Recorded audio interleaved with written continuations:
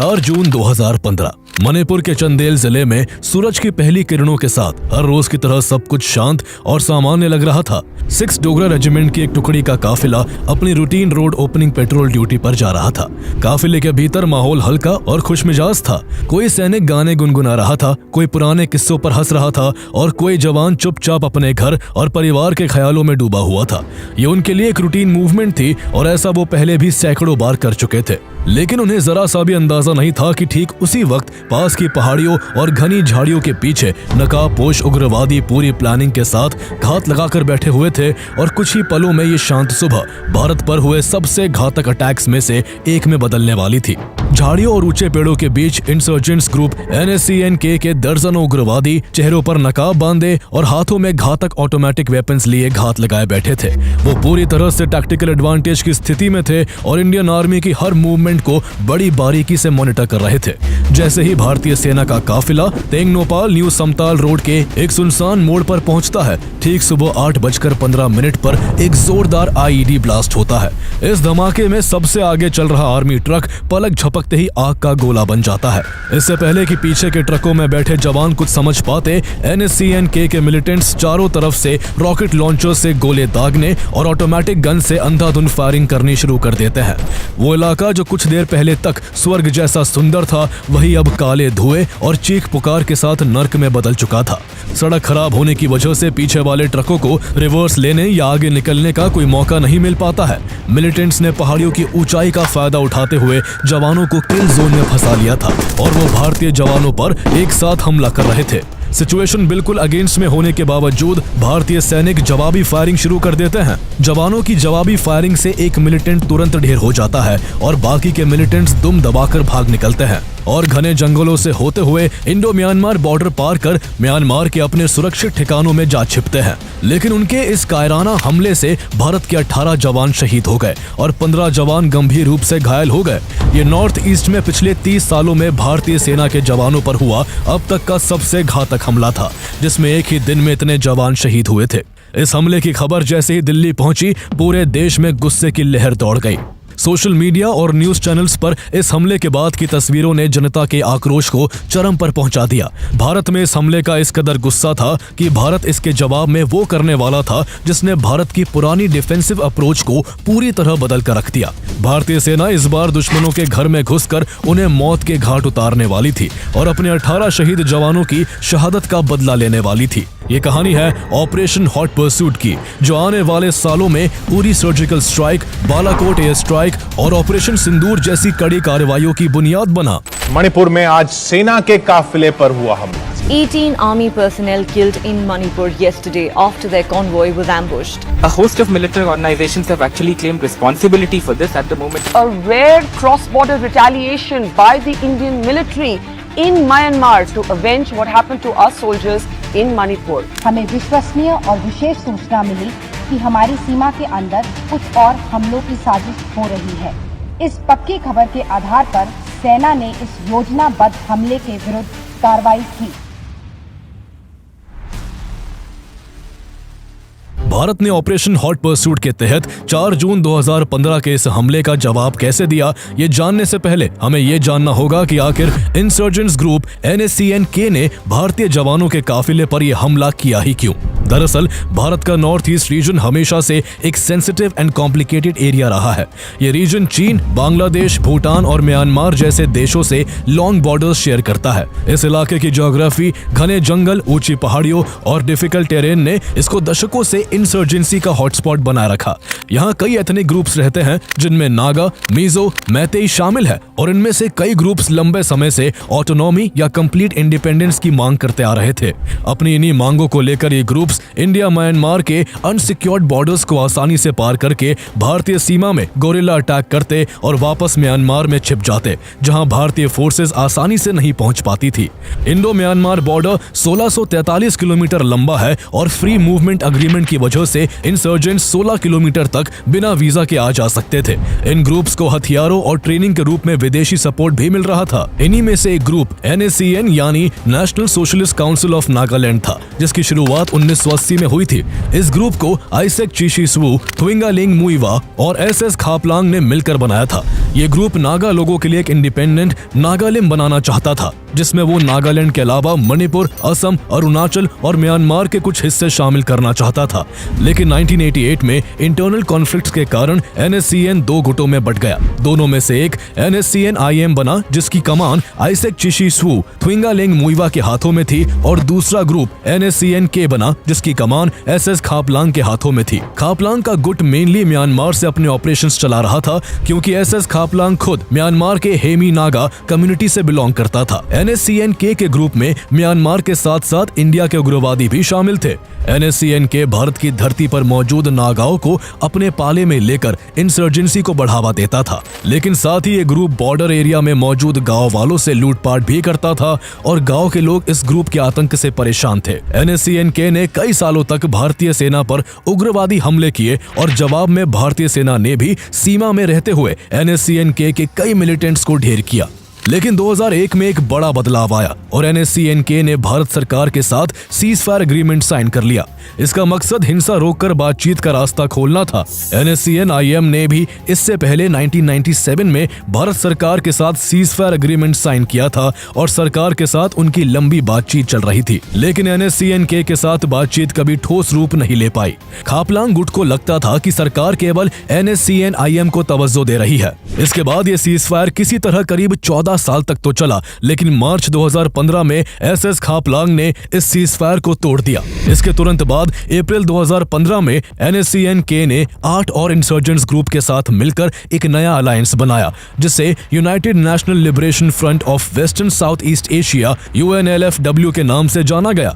इसमें north east के कई और इंसर्जेंट्स ग्रुप शामिल थे, और इसका चेयरमैन खुद SS खापलांग बना। म्यांमार में इन ग्रुप्स के करीब 60 कैंप्स थे, जहां वो ट्रेनिंग लेते और प्लानिंग करते।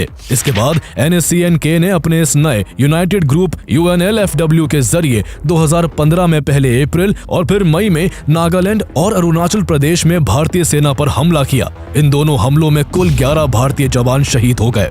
लेकिन NSCN-K यही नहीं रुका, और उसने मणिपुर के चंदेल में 4 जून 2015 को 6 डोगरा रेजिमेंट के एक काफिले पर घात लगाकर हमला किया, जिसमें 18 भारतीय सैनिकों की जान चली गई। 4 जून 2015 को हुआ यह हमला पिछले 3 दशकों में नॉर्थ ईस्ट में सेना पर हुआ सबसे बड़ा और घातक हमला था। 3 महीनों में लगातार इन 3 हमलों से भारत का सब्र अब जवाब दे चुका था। स्थिति की गंभीरता को देखते हुए प्रधानमंत्री नरेंद्र मोदी ने तुरंत एक हाई लेवल इमरजेंसी मीटिंग बुलाई, जिसमें defence minister Manohar Parrikar, home minister Rajnath Singh, national security adviser Ajit Doval और army chief general Dalbir Singh Suhag मौजूद थे। इस मीटिंग के दौरान इंटेलिजेंस एजेंसीज की डिटेल्ड रिपोर्ट पेश की गई, जिसमें साफ तौर पर बताया गया कि इस हमले के पीछे NSCN-K और उसके साथी गुटों का हाथ था। उनके ट्रेनिंग कैंप्स म्यांमार में थे, और चंदेल हमले में इस्तेमाल हुए हथियार मुख्य रूप से चीन से सप्लाई किए गए थे, जिससे साफ था कि इन इंसर्जेंट्स को भारी सपोर्ट भी मिल रहा था। भारत तुरंत सैन्य कार्रवाई करना चाहता था, लेकिन भारत के सामने उस वक्त सबसे बड़ी रुकावट अपनी ही दशकों पुरानी पॉलिसी ऑफ स्ट्रेटेजिक रिस्ट्रेंट थी। सालों से भारत की नीति थी कि वो किसी भी उकसावे के बावजूद इंटरनेशनल प्रेशर और डिप्लोमेटिक इमेज के कारण सीमा पार मिलिट्री एक्शन लेने से बचता था। इस मीटिंग में यह स्पष्ट रूप से कहा गया कि इंसर्जेंट्स इसी संयम को भारत की कमजोरी समझने लगे हैं। उग्रवादियों को लगता था कि हमला करने के बाद अगर वो बॉर्डर पार कर गए तो इंडियन आर्मी उन्हें छुएगी भी नहीं। उनके इसी साइकोलॉजिकल एडवांटेज को खत्म करने के लिए भारत फैसला लेता है कि इस बार भारत के खिलाफ साजिश करने वालों को उन्हीं की भाषा में जवाब दिया जाएगा, चाहे दुश्मन सीमा के उस पार ही क्यों ना हो, उसे उसके घर में घुस के मारा जाएगा। मिलिट्री ऑपरेशन के लिए सबसे पहले एयर स्ट्राइक का ऑप्शन सामने आया। प्लान था कि सुखोई और MiG-29 फाइटर जेट से म्यांमार में मौजूद उग्रवादियों के कैंप्स पर बॉम्बिंग करके उन्हें तबाह किया जाए, लेकिन सीमा के उन इलाकों में जहां इंसर्जेंट्स छिपे थे वहां आम नागरिकों के होने की वजह से कोलैटरल डैमेज हो सकता था। इसलिए बहुत सोच विचार के बाद 7 जून को भारत सरकार द्वारा भारतीय सेना को एक सर्जिकल स्ट्राइक करने की मंजूरी दी गई, जिसका code name operation hot pursuit दिया गया। इस मिशन को पूरा करने के लिए ऐसे जवानों की जरूरत थी जो किसी भी हालात में खुद को ढालकर दुश्मन के घर में घुसकर उसको नेस्तनाबूद कर सके। इतने मुश्किल काम के लिए भारतीय सेना की सबसे घातक और elite unit 21 para special forces को चुना गया। 21 पैरा एसएफ को जंगल वॉरफेयर और सीक्रेट ऑपरेशंस का स्पेशलिस्ट माना जाता है। ये यूनिट लगभग पिछले 20 साल से नॉर्थ ईस्ट में डिप्लॉयड थी और इसे इंसर्जेंसी से प्रभावित सभी क्रिटिकल एरियाज में स्ट्रेटेजिकली प्लेस किया गया था। साथ ही ये ईस्टर्न कमांड की एलीट क्विक रिस्पांस फोर्स के तौर पर काम करती थी। इस बटालियन की सबसे बड़ी स्ट्रेंथ इसका लोकल इन्फॉर्मर्स का सॉलिड नेटवर्क था, क्योंकि इसमें ज्यादातर ऑफिसर्स और जवान खुद नॉर्थ ईस्ट के ही थे, जिन्हें लोकल लैंग्वेज, कल्चर और टेरेन की परफेक्ट नॉलेज थी। इस यूनिट का प्रतीक वाघनख है, जो कि मराठा साम्राज्य की शान, छत्रपति शिवाजी महाराज का पसंदीदा हथियार और भारत के गौरवशाली इतिहास का प्रतीक रहा है। इस ऑपरेशन के लिए 21 पैरा एसएफ के 70 बेहतरीन ट्रेन कमांडोज को चुना गया और इन्हें लीड करने की जिम्मेदारी mission commander lieutenant colonel Nectar Sanjenbam को सौंपी गई, जिन्हें तब आइडेंटिटी छुपाने के लिए ऑस्कर डेल्टा नाम दिया गया था। ऑपरेशन की गंभीरता का अंदाजा इसी बात से लगाया जा सकता है कि इनमें से कुछ हाई स्किल जवानों को दिल्ली एयरपोर्ट से ही वापस बुला लिया गया था, जो अफ्रीका के साउथ सुडान में चल रहे यूएन पीस कीपिंग मिशन के लिए जाने की तैयारी कर रहे थे। इस तरह ऑपरेशन के लिए 70 बेहतरीन कमांडोज की एक ऐसी स्पेशलाइज्ड टीम तैयार हो गई जिसका हर जवान पलक झपकते ही दुश्मनों को धूल चटा सकता था। इसके बाद अब सर्जिकल स्ट्राइक के लिए एक परफेक्ट प्लानिंग की जरूरत थी। तय हुआ कि पूरे हमले के दौरान डिसेप्शन स्ट्रैटेजी का इस्तेमाल किया जाएगा। कमांडोज को ऑपरेशन के दौरान उनकी पहचान छिपाने के लिए स्पेशल फोर्सेस की ड्रेस के बजाय 12 बिहार बटालियन की सामान्य इन्फेंट्री यूनिफॉर्म पहनने को दी गई, जो यहाँ के बॉर्डर पर डिप्लॉयड रहती है। ऐसा इसलिए किया गया ताकि अगर सीमा के पास कोई उन्हें देख भी ले तो उसे लगे कि ये सामान्य गश्त पर निकले सैनिक है। कमांडोज को latest assault rifles, grenade launchers, night vision goggles, GPS और हाई सिक्योरिटी कम्युनिकेशन सेट्स दिए गए। सेना का मुख्य उद्देश्य न केवल उन इंसर्जेंट्स को खत्म करना था जिन्होंने हमला किया था, बल्कि उनके पूरे इंफ्रास्ट्रक्चर को तबाह करना भी था। इस बीच भारतीय सेना की खुफिया विंग ने दिन रात एक करके इंसर्जेंट्स के ठिकानों की सटीक जीपीएस लोकेशंस भी निकाल ली थी। इंटेलिजेंस जुटाने के लिए मल्टी लेयर्ड अप्रोच अपनाई गई, जिसमें सैटेलाइट इमेजरी, ड्रोन्स की निगरानी, सिग्नल इंटरसेप्ट्स और जमीनी स्तर पर लोकल सोर्सेस से मिली जानकारी शामिल थी। इंटेलिजेंस इनपुट्स के बेसिस पर NSCN-K के 2 बड़े कैंप्स को आइडेंटिफाई किया गया, जो इंडो म्यांमार बॉर्डर से करीब 8 किलोमीटर अंदर म्यांमार में थे। ये इंसर्जेंट्स के मेन ट्रेनिंग सेंटर्स थे, जहां नए लड़ाकों को एडवांस वेपन्स चलाने की ट्रेनिंग दी जाती थी। दोनों कैंप्स की स्ट्रक्चर लगभग एक जैसी थी और इनके 10 किलोमीटर रेडियस में NSCN-K के एसोसिएटेड ग्रुप्स के कैंप्स भी मौजूद थे। आसपास सिविलियंस भी रहते थे, इसलिए कमांडोज को निर्देश दिए गए कि दुश्मन के हर खतरे को भांपना है, लेकिन किसी भी सिविलियन को नुकसान नहीं पहुंचना चाहिए। 7 जून 2015 को 21 पैरा एसएफ के 70 कमांडोज अपनी आइडेंटिटी को छुपाकर रेगुलर ट्रूप्स की आर्मी ट्रक्स में सवार होकर इंडो म्यांमार बॉर्डर की ओर निकल पड़ते हैं। वो ट्रक्स के जरिए बॉर्डर से कई किलोमीटर पहले मौजूद फिक्स स्टेजिंग लोकेशन पर पहुंचते हैं, जो इस पूरे ऑपरेशन का लॉन्च पैड होने वाला था। इसके बाद जैसे ही आधी रात का समय होता है, चारों तरफ घना अंधेरा छा जाता है। आसपास के गांवों में लोग गहरी नींद सो जाते हैं और जंगल के सन्नाटे में सिर्फ कीड़ों और कभी कभी दूर से आती हवा की सरसराहट सुनाई देती है। ठीक उसी समय भारतीय कमांडोज पैदल ट्रैकिंग शुरू कर देते हैं। 70 जवानों की ये टीम 2 ग्रुप्स में डिवाइड हो जाती है। दोनों टीम्स को पहले रात के संधेरे में कई किलोमीटर तक पैदल चलकर जंगलों को पार कर इंडो म्यांमार बॉर्डर तक पहुंचना था और उसके बाद उन्हें बॉर्डर क्रॉस कर पैदल ही दुश्मन के ठिकानों तक पहुंचना था। ये रास्ता बिल्कुल भी आसान नहीं था, क्योंकि इसमें हर कदम पर जान जाने का खतरा मंडरा रहा था। जवानों को कई किलोमीटर का ये डिफिकल्ट ट्रैक भारी भरकम गियर्स, हथियार, गोला बारूद, राशन और अन्य जरूरी सामान के साथ पैदल ही तय करना था। ऊपर से ये जंगल इतना घना था कि दिन में भी अंधेरा सा रहता था और रात में तो नाइट विजन गॉगल्स के बिना कुछ दिखना ऑलमोस्ट इम्पॉसिबल था। कमांडोज चुपचाप बिना कोई आवाज किए सिग्नल से एक दूसरे से बातचीत कर रहे थे। गर्मी इतनी ज्यादा थी कि पसीना लगातार बह रहा था, कपड़े पूरी तरह भीग चुके थे और सांस लेना भी मुश्किल हो रहा था। जंगल के अंदर कटीली झाड़ियां शरीर को खरोच रही थी और जहरीले कीड़े मकोड़े, सांप, बिच्छू हर तरफ थे। लेकिन इन सब चुनौतियों के बावजूद भारतीय सेना के इन जवानों का हौसला चट्टान की तरह अडिग था। ये जवान देश की सुरक्षा और अपने साथियों की मौत के बदले के लिए किसी भी तूफान से टकराने को तैयार थे। वो ये बात अच्छे से जानते थे कि जरा सी भी अनयूजुअल हलचल से पूरा मिशन खतरे में पड़ सकता है। इसलिए वो घने जंगलों, ऊबड़ खाबड़ पहाड़ी रास्तों और कीचड़ भरी पगडंडियों से होते हुए बहुत सावधानी से इंटरनेशनल बॉर्डर को पार कर जाते हैं। अब तक जवान रेडियो कम्युनिकेशन के जरिए कंट्रोल रूम से जुड़े हुए थे, लेकिन अब दूसरे देश में रेडियो कम्युनिकेशन का इस्तेमाल करना जोखिम भरा था, इसलिए इसको बंद कर दिया जाता है। अब जवानों को अपनी सूचना देने के लिए कुछ घंटों में केवल एक बीप का सिग्नल भेजना था। ये सिग्नल सीधे तब के GOC of 3 corps lieutenant general Bipin Rawat को मिलता था, जिससे उन्हें पता चलता रहता कि सब कुछ ठीक है। कमांडोज म्यांमार के जंगल में काफी गहराई तक आगे बढ़ चुके थे कि तभी अचानक उन्हें कुछ हलचल नजर आती है। आगे चल रहा स्काउट सिग्नल देता है कि आगे कुछ लोग नजर आ रहे हैं। कमांडोज तुरंत अलर्ट हो जाते हैं और छिपकर आगे बढ़ने लगते हैं। वहां उन्हें कुछ बर्मीज हंटर्स का ग्रुप मिलता है जो जंगल में शिकार की तलाश कर रहे थे। हथियारों से लैस इतने सारे सैनिकों को अचानक सामने देखकर हंटर्स उतने ही हैरान थे जितने इंडियन कमांडोज उनको देखकर थे। अब तक सब कुछ प्लान के मुताबिक चल रहा था, लेकिन हंटर्स का इस तरह मिल जाना प्लान से हटके था। कमांडोज के सामने अब गंभीर चुनौती थी। सरकार के सख्त निर्देश थे कि इंसर्जेंट्स के अलावा किसी निर्दोष को नुकसान ना पहुंचाया जाए, लेकिन अगर इन हंटर्स को छोड़ दिया जाता तो वो भारतीय जवानों की मौजूदगी की खबर फैला सकते थे, जिससे पूरा मिशन फेल हो सकता था। काफी सोच विचार के बाद टीम लीडर ये फैसला करते हैं कि हंटर्स को अपने साथ ही लेकर आगे बढ़ेंगे। हंटर्स डरे हुए थे, लेकिन मजबूरन वो मान गए और कमांडोज के साथ साथ चलने लगे।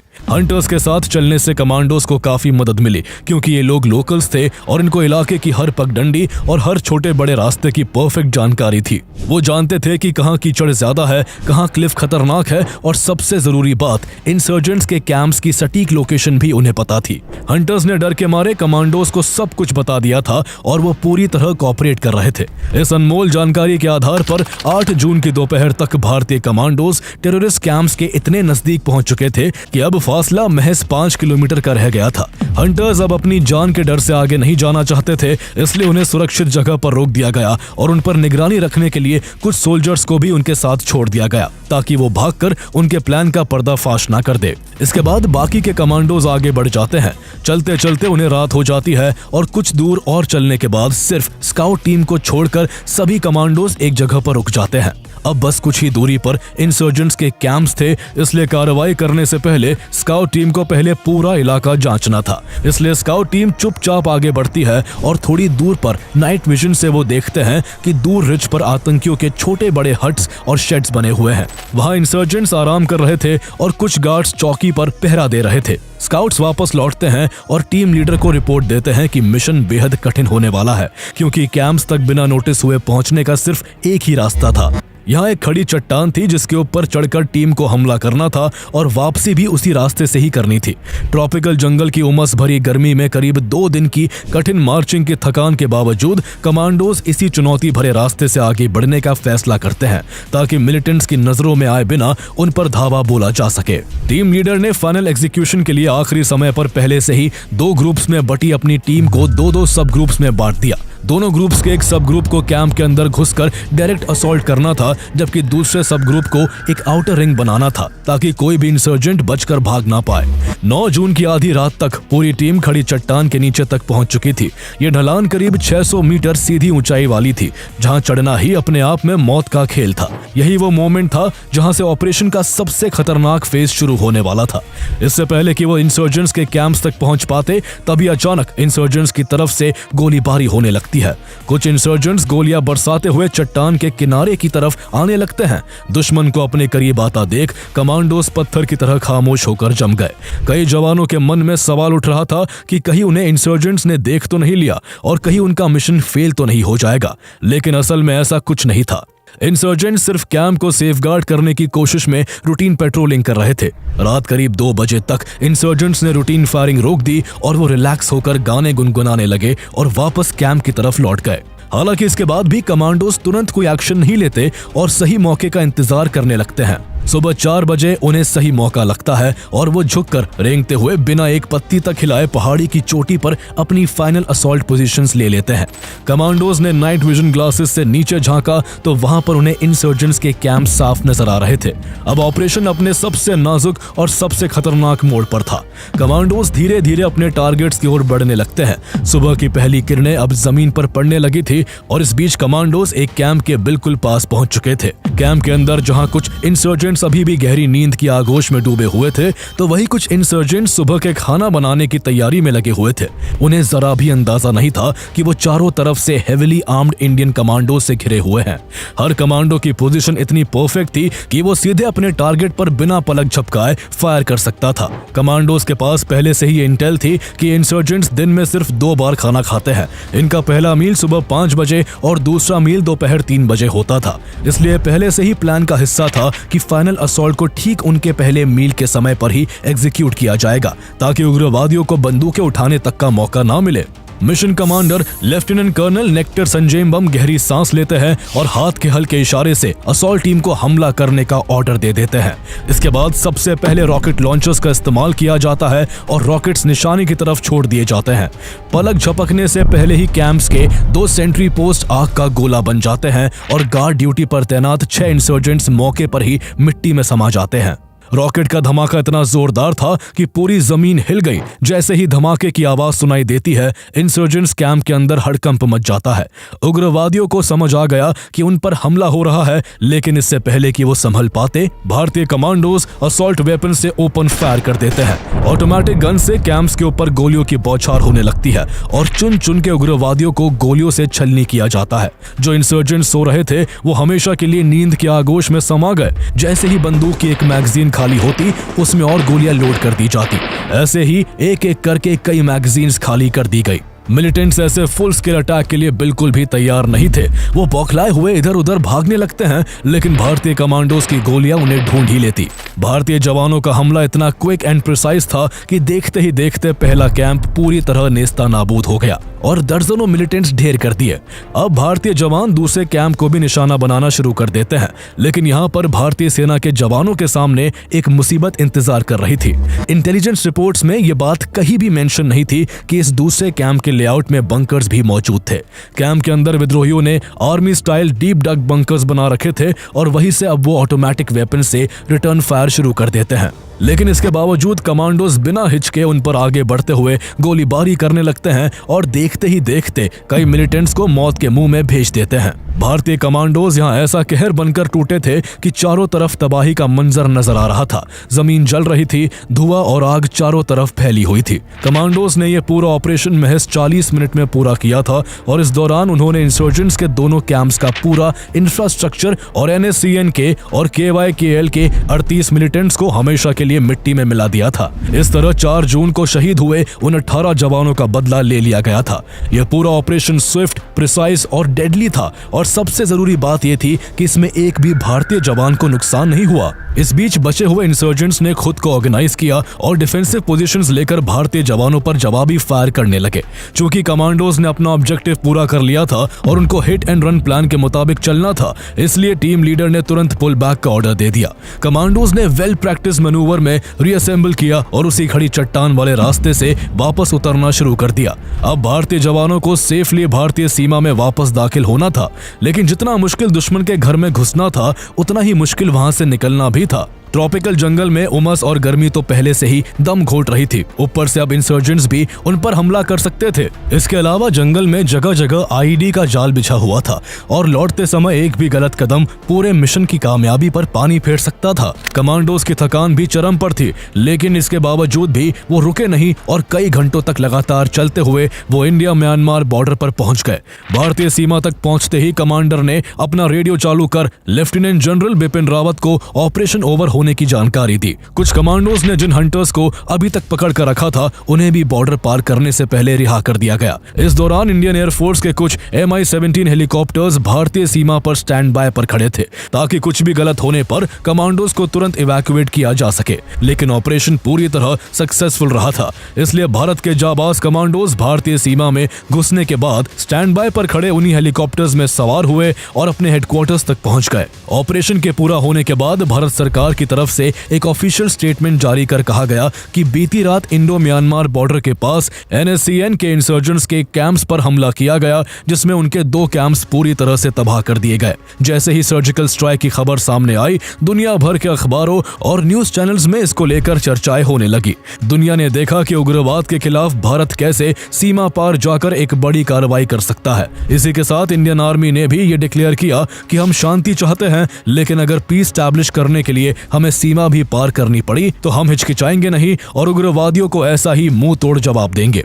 हालांकि म्यांमार सरकार ने इस तरह की किसी भी सर्जिकल स्ट्राइक से इनकार कर दिया और कहा कि इंडियन फोर्सेस उनकी जमीन पर नहीं घुसी, बल्कि ये कार्रवाई बॉर्डर पर या इंडियन साइड हुई है। हालांकि ऐसा कहा जाता है कि भारत म्यांमार के साथ रिश्ते खराब करने का जोखिम नहीं लेना चाहता था, इसलिए NSA और MEA ने म्यांमार सरकार को इस ऑपरेशन के बारे में पहले ही बता दिया था। लेकिन म्यांमार सरकार खुले तौर पर इस ऑपरेशन को एक्सेप्ट नहीं करना चाहती थी, इसलिए उसने ऐसे किसी सर्जिकल स्ट्राइक के होने से इनकार कर दिया। भारत के इस ऑपरेशन से NSCN के भी बौखलाया हुआ था और जब उसने देखा कि म्यांमार सरकार इस सर्जिकल स्ट्राइक के होने की बात को नकार रही है तो वो भी खुद को लगी ये चोट दुनिया से छुपाने के लिए इस सर्जिकल स्ट्राइक को फेक बताने लगा। लेकिन ये ऑपरेशन इंडिया के लिए मील का पत्थर साबित हुआ। यही वो सर्जिकल स्ट्राइक थी जिसने आगे चलकर 2016 में POK में हुई उरी सर्जिकल स्ट्राइक्स, 2019 में बालाकोट एयर स्ट्राइक्स और 2025 में ऑपरेशन सिंदूर की बुनियाद रखी। इस मिशन की कामयाबी और इसमें दिखाई गई बहादुरी के लिए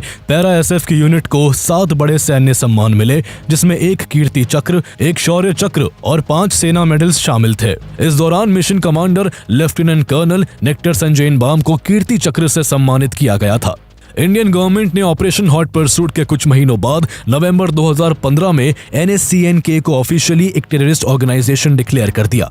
हालांकि भारत सरकार ने NSCN-IM को टेररिस्ट ऑर्गेनाइजेशन डिक्लेयर नहीं किया। 2017 में SS खापलांग की मौत के बाद NSCN-K खात्मे की तरफ बढ़ने लगा और अब सबसे मेन NSCN-IM ही है। NSCN-IM की भी डिमांड्स नागाज के लिए एक अलग ग्रेटर नागालिम की ही है, लेकिन इंडियन अथॉरिटीज लगातार नेगोशिएशंस के जरिए NSCN-IM को आर्म्ड स्ट्रगल छोड़कर पॉलिटिकल सेटलमेंट की ओर लाने की कोशिश कर रही है, ताकि बिना देश की सीमाओं से कोई समझौता किए नॉर्थ ईस्ट में परमानेंट पीस लाई जा सके। अगर आपको ऑपरेशन हॉट परसूट की ये कहानी इंपैक्टफुल लगी तो आपको हमारी उरी सर्जिकल स्ट्राइक और बालाकोट एयर स्ट्राइक वाली वीडियोस भी जरूर देखनी चाहिए।